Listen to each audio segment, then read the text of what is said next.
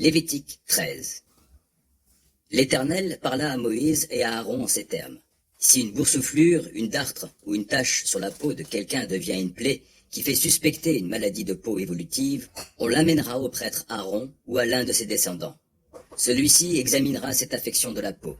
Si, à l'endroit malade, les poils sont devenus blancs et si la plaie forme un creux dans la peau, c'est bien un cas de maladie de peau évolutive. Sur la base de l'examen, le prêtre déclarera cette personne impure. Mais si la tache blanche ne forme pas de creux visible de la peau, et si le poil n'est pas devenu blanc, le prêtre isolera le sujet pendant 7 jours. Le 7e jour, il l'examinera. S'il constate que le mal est resté stationnaire sans s'étendre sur la peau, il isolera le malade une 2e semaine, puis il procédera à un nouvel examen. Si la partie malade s'est estompée et ne s'est pas étendue sur la peau, le prêtre déclarera cet homme pur. C'est une simple dartre. La personne nettoiera ses vêtements et sera pure. Mais si la dartre s'étend sur la peau après que le prêtre a examiné la personne et l'ait déclarée pure, celle-ci retournera se faire examiner par le prêtre. Si celui-ci constate une extension de la dartre sur la peau, il déclarera la personne impure. C'est une maladie de peau évolutive. Lorsqu'un homme sera suspecté d'être atteint d'une maladie de peau évolutive, on l'amènera au prêtre qui l'examinera. S'il constate une boursouflure blanche sur la peau qui ait fait blanchir le poil et qu'il y ait un bourgeonnement de chair vive dans la tumeur, c'est une maladie de peau infectieuse et chronique. Le prêtre déclarera cet homme impur. Il ne sera pas nécessaire de l'isoler car il est manifestement impur. Mais si cette affection s'étend sur toute la peau du malade et le couvre de la tête aux pieds, où que porte le regard du prêtre, celui-ci procédera à un nouvel examen. S'il constate que l'éruption couvre tout le corps du malade, il le déclarera pur. Puisqu'il est devenu complètement blanc, il est pur. Toutefois, le jour où l'on apercevra sur lui de la chair vive, il devient impur. Après avoir constaté la présence de cette chair vive, le prêtre déclarera la personne impure. La chair vive est impure. C'est une maladie de peau évolutive. Si la chair vive redevient blanche, la personne retournera auprès du prêtre, qui l'examinera. S'il constate que la plaie est effectivement devenue blanche, il déclarera la chair pure et la personne sera en état de pureté.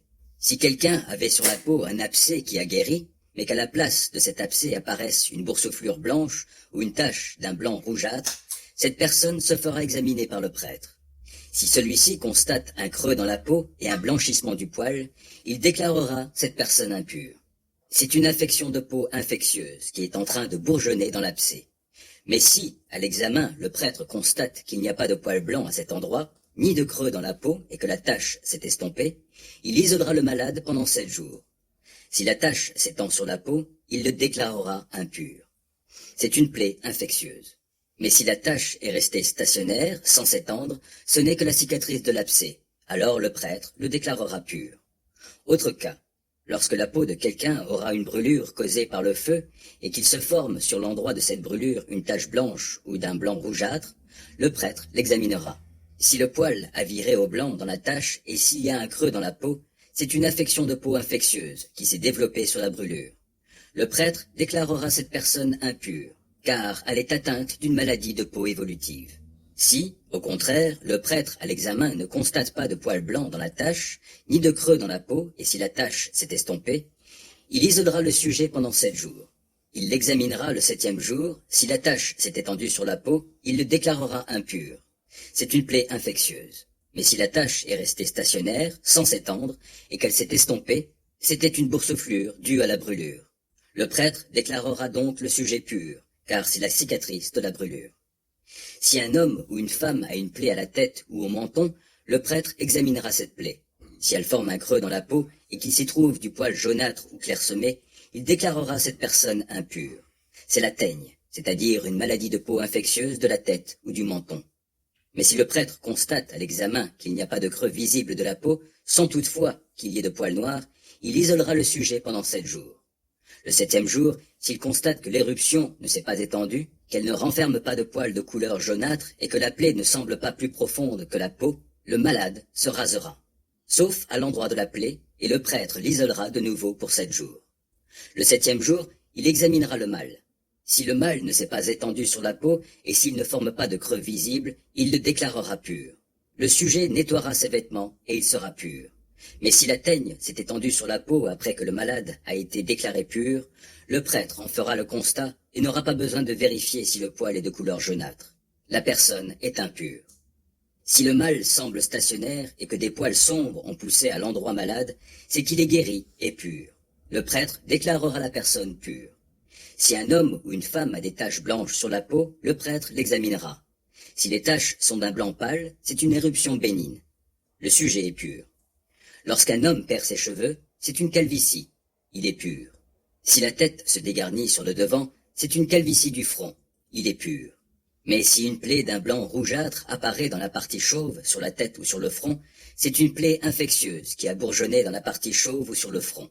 Si, à l'examen, le prêtre constate que la plaie provoque une boursouflure d'un blanc rougeâtre sur le crâne ou sur le front chauve, et qu'elle a l'aspect d'une maladie évolutive de la peau, l'homme a une maladie infectieuse, il est impur, et le prêtre doit le déclarer impur. C'est à la tête que le mal l'a frappé. La personne atteinte d'une telle maladie de la peau portera des vêtements déchirés et aura la tête décoiffée. Elle se couvrira la partie inférieure du visage et criera « Impur, impur !» Tant qu'elle a ce mal, elle est impure. Elle habitera à l'écart, à l'extérieur du camp.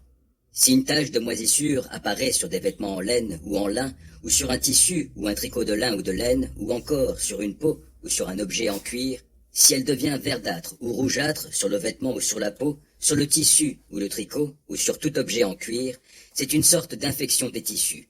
On la montrera au prêtre. Celui-ci l'examinera et enfermera l'objet atteint pendant 7 jours.